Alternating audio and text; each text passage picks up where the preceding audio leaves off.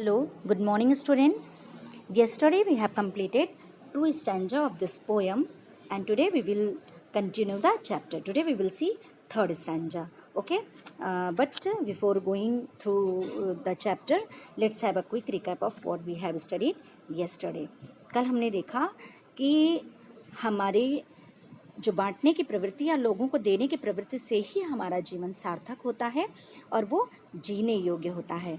और किसी भी मनुष्य की जो उसकी वास्तविक बचत है वो क्या है, वो सिर्फ यहाँ पे संपत्ति कमाना या अपने लिए जीना नहीं है, बल्कि बचत हमारी वही है जो हम दूसरों में बांटते हैं, अपनी चीज़ों को ज़रूरतमंदों को देते हैं। दूसरों में किया गया हमारा दान या मदद ही हमारी वास्तविक संपत्ति है, वही हमारी बचत है। Okay, so see third stanza. What we give and share on earth builds treasures for us in heaven. So give freely of your wealth, time and blessings. Your rewards will be more than you are guessing.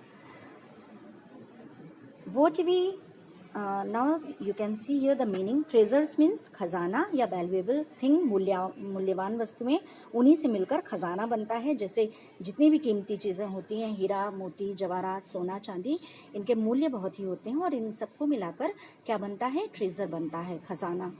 Haven स्वर्ग, स्वर्ग क्या है, ये कहा जाता है कि मृत्यु के पश्चात इंसान को स्वर्ग, अच्छे कर्म करने वाले जो व्यक्ति होते हैं उनकी आत्माएं स्वर्ग में जाती हैं। वेल्थ मीन्स संपत्ति, a lot of money. Blessings आशीर्वाद। रिवॉर्ड मीन्स प्रतिफल, पुरस्कार या हमारे किसी भी काम करने के बदले में हमें जो इनाम दिया जाता है। ठीक है, तो ये मीनिंग हो गई। Now see this stanza. What we give and share on earth builds treasures for us in heaven. What we give, जो कुछ भी हम पृथ्वी पर, जो मनुष्य है वो इस पृथ्वी पर जो कुछ भी लोगों को देता है या लोगों में जो कुछ भी बांटता है, उसके पास जो कुछ भी है, ठीक है, वो अगर इस तरह से कार्य करता है, अच्छे कर्म करता है, तो वो उससे स्वर्ग में उसकी कीमत बढ़ती जाती है। ट्रेजर यानी खजाने के रूप में वो सब वहाँ पर बढ़ता जाता है, वो उसका बनता है, उसकी कीमत, उसकी वैल्यू वहाँ पर स्वर्ग में बढ़ती जाती है अच्छे कर्म करने वाले मनुष्य के।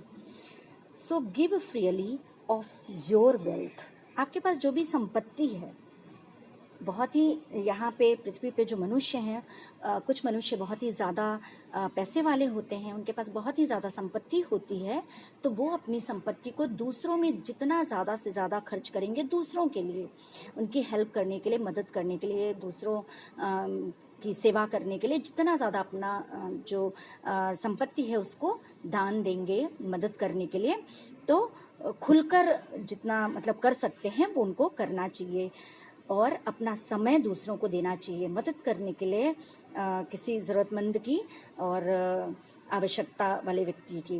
एंड ब्लेसिंग्स, और हमारे पास अगर ये सब है, इसके बाद भी हम दूसरों को अच्छे वचन कह सकते हैं, लोगों के बारे में अच्छा बोल सकते हैं, उन्हें खुश रहने के लिए उनके लिए सोच सकते हैं, प्रार्थना कर सकते हैं, अच्छी बातें बोल सकते हैं, तो मतलब ये सारी चीज़ें हम आशीर्वाद है दूसरों को दे सकते हैं। तो ये अच्छे कर्म होते हैं और इन्हें इंसान को, मनुष्य को खुलकर करना चाहिए। हम दूसरों के लिए जितना ज़्यादा से ज़्यादा कर सकते हैं उन्हें हमें उसमें कोई कंजूसी नहीं करनी चाहिए, बल्कि खुलकर हमें ये सारी चीज़ें करनी चाहिए। सो गिव फ्रीली, क्योंकि ये सब करने से क्या होता है, मनुष्य की जो वैल्यू है, जो कीमत है, वहाँ स्वर्ग में वो बढ़ती जाती है।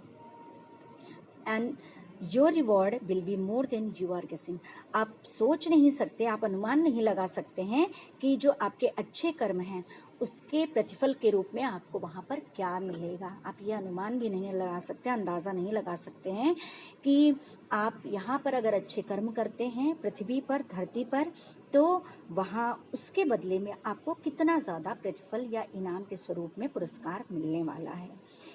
So students, for today